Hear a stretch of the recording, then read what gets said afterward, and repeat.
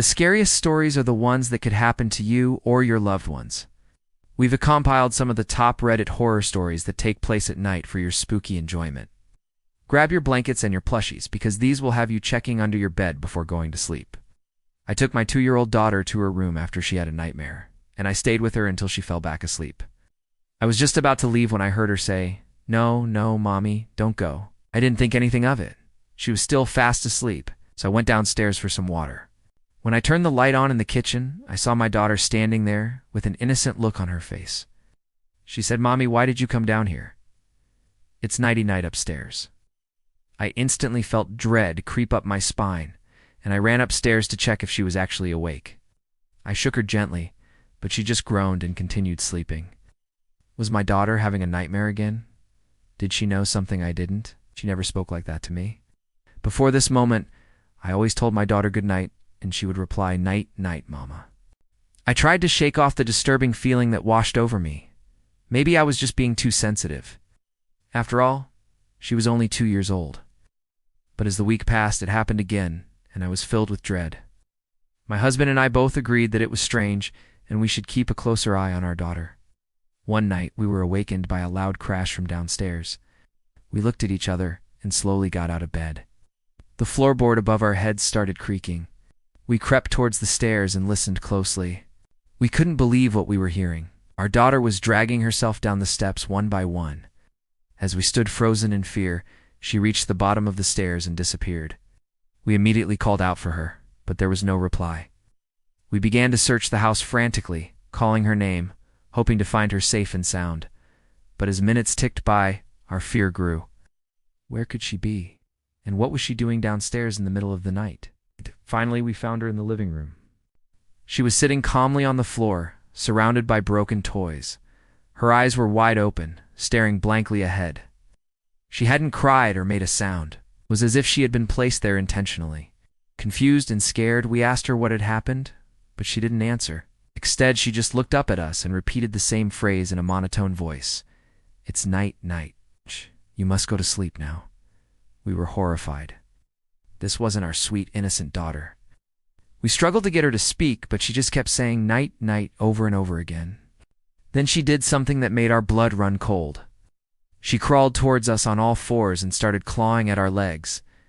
Her nails were long and sharp, and she scratched us deeply. As we screamed and tried to push her away, she continued to stare at us with those empty eyes.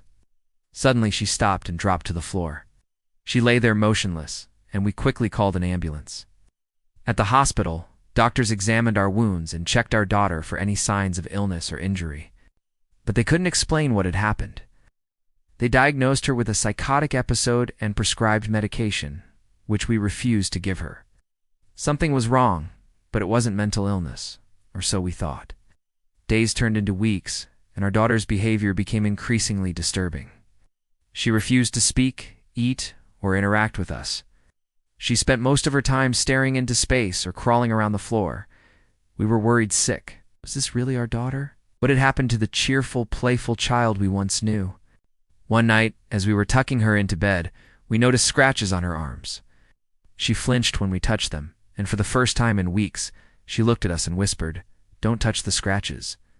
Terrified, we asked what had caused them, but she just shook her head and stared at us with a wild look in her eyes. As we left the room, we couldn't shake off the unsettling feeling that something sinister was happening to our daughter. Was she possessed? Had she been taken by something evil and replaced with an imposter? We didn't want to believe it, but we couldn't deny the possibility either. Every scratch, every eerie whisper, every lifeless stare was a piece of a terrifying puzzle that we were desperate to solve. I had always prided myself on being a rational person who didn't indulge in superstitious beliefs. But after the series of horrifying events that unfolded, I questioned everything I had ever known. I started to wonder if there really were things that went bump in the night, if there were malevolent entities that lurked in the shadows, waiting to latch on to unsuspecting victims like me. One night, as I tossed and turned in my bed, I heard a noise that shattered the silence. It was a knock, a firm, deliberate rapping that seemed to come from within the walls of my bedroom. I froze, unsure if I had imagined the sound or if something sinister was trying to gain my attention. Dismissing it as a figment of my overactive imagination, I tried to go back to sleep, but the knocking persisted, growing louder and more insistent with each passing moment. Now, wide awake, I listened intently, trying to pinpoint the source of the noise. The rhythmic tapping continued unabated, as if someone or something was desperately trying to communicate with me from the other side of the wall. Paralyzed with fear, I found myself unable to move or speak. My heart pounded in my chest, threatening to burst out as the knocking reached a fever pitch. And then, just as abruptly as it began, it stopped. Silence descended upon my room once again, leaving me in a state of utter terror. My mind raced, trying to make sense of what I had just experienced. Had I been visited by a ghost? Was there a stalker on the other side of the wall? Or was I losing my sanity? Unable to bear the suffocating darkness and the oppressive silence any longer, I stumbled out of bed and flicked on the lights.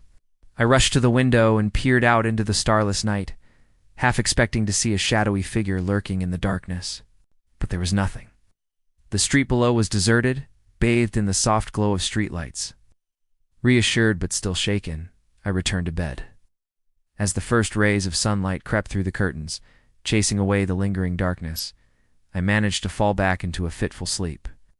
My dreams were filled with cryptic symbols and disembodied voices that whispered my name in a language I couldn't understand.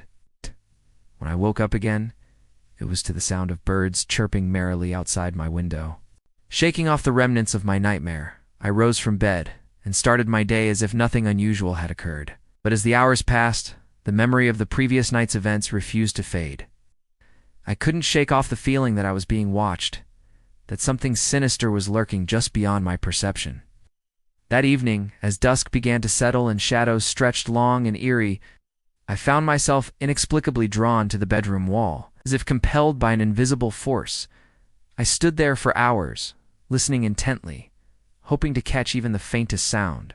But the wall remained ominously silent.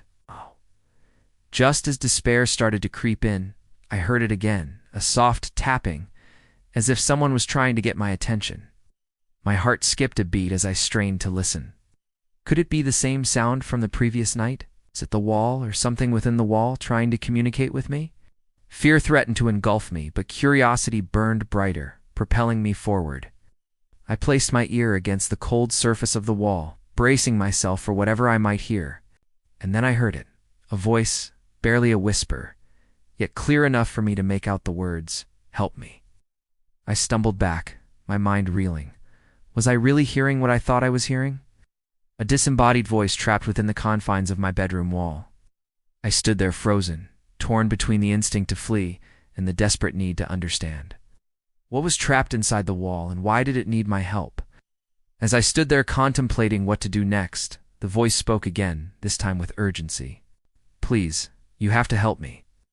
I hesitated for a moment, fear battling with my innate sense of compassion.